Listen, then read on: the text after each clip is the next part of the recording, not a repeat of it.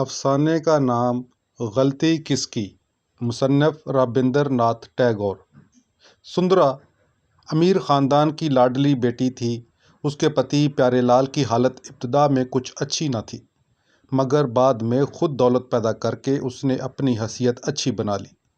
جب تک حالت اچھی نہیں ہوتی لڑکی کو تکلیف ہوگی، اس خیالات سے اس کے والدین نے اسے سسرال نہ بھیجا۔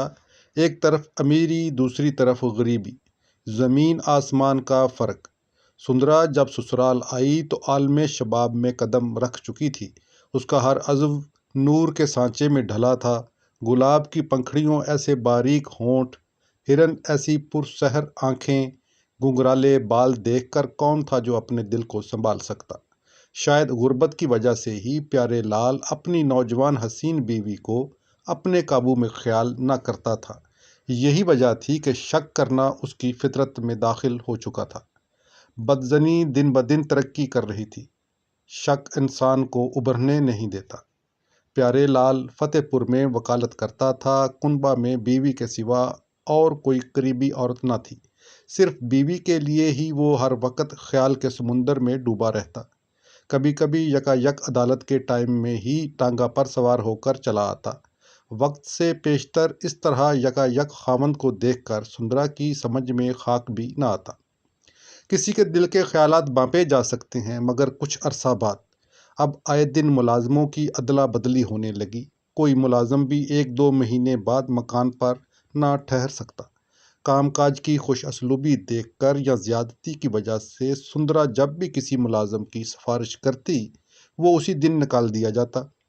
سندرا کو جو بات بری لگتی پیارے لال کی طرف سے بار بار وہی دہرائی جاتی۔ اس عجیب برتاؤ سے سندرا تنگ آ گئی، مگر خاوند کا دلی خیال نہ کر سکی۔ ماں باپ کے گھر پلی ہوئی معصوم لڑکی سمجھ ہی کیا سکتی تھی؟ اتنی خبرداری کے باوجود بھی پیارے لال اپنے جذبات کی امٹتی ہوئی ندی کو روک نہ سکا، اور ایک دن صبح ہی ملازمہ کو بلا کر نہایت عجیب و غریب سوال کیے، جس سے اس کا شک چاند میں داغ کی طرح چمک اٹھا۔ اب یہ بات پوشیدہ نہ رہ سکی اور بہت جلد سندرا کے کانوں تک جا پہنچی۔ کوئی بات بھی مدت دراز تک پوشیدہ نہیں رہ سکتی۔ خاموش مگر ہوشیار سندرا بھی اپنی اس بے عزتی کو برداشت نہ کر سکی اور زخمی شیرنی کی طرح اندر ہی اندر تڑپ کر رہ گئی۔ اس جاہلانہ شک نے دونوں دلوں میں زمین آسمان کا فاصلہ ڈال دیا۔ پہلے ایک دل میں شک تھا، اب دوسرے میں نفرت پیدا ہو گئی۔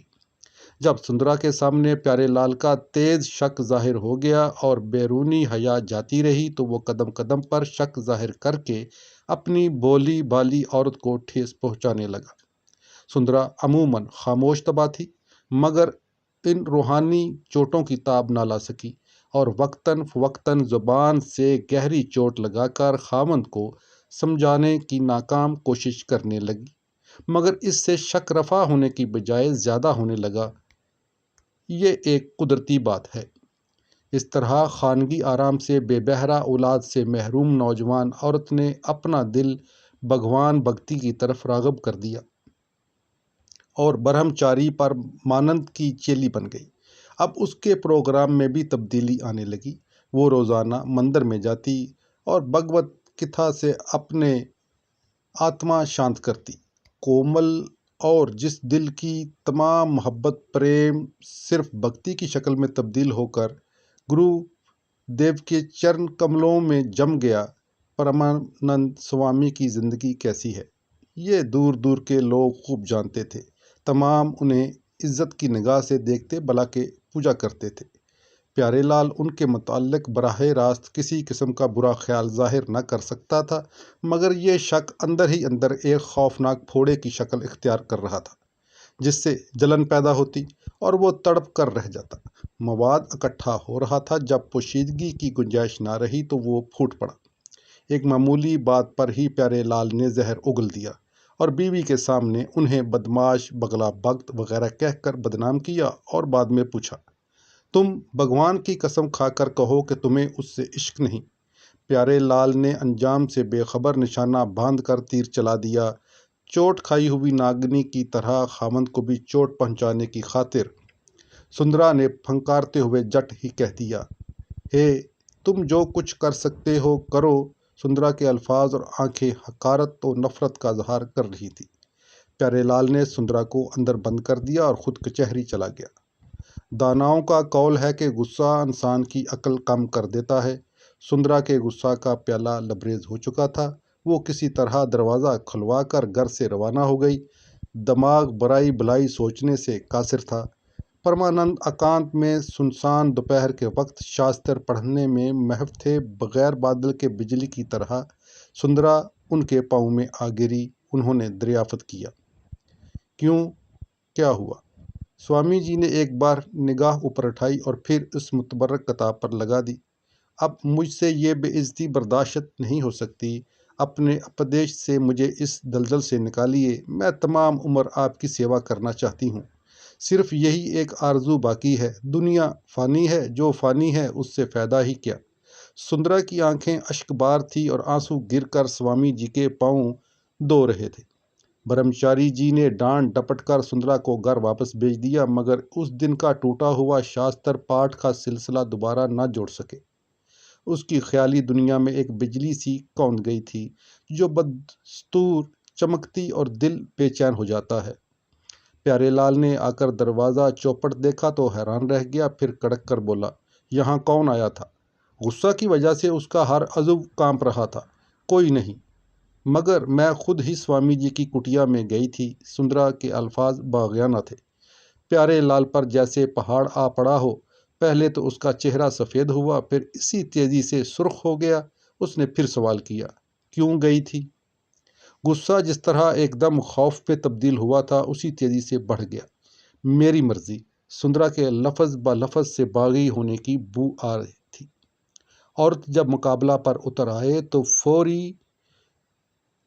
تو قوی ہیکل آدمی کو پچھاڑ سکتی ہے۔ عورت کی فطرت کو سمجھنا مرد کی عقل سے بالاتر ہے۔